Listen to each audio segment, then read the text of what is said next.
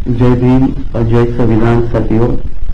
यावल आणि रावेरकरांनो, तुम्हाला संधी आहे त्याचं सोनं करा आणि शनिभाई पाटील सारख्या लढाऊ नेतृत्वाला विजयी करा.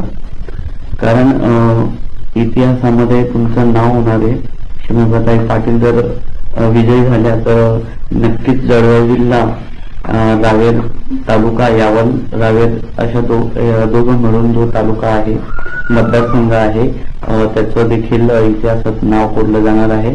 स्वातंत्र्याच्या नंतर एखाद्या किन्नर बांधवाला राजकीय पक्षाने उमेदवारी दिली ही खूप मोठी गोष्ट आहे.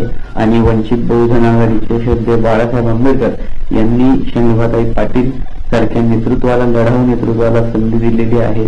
आणि या संधीचं सोनं करण्याची संधी इतिहास रावेर आणि यावलकरांना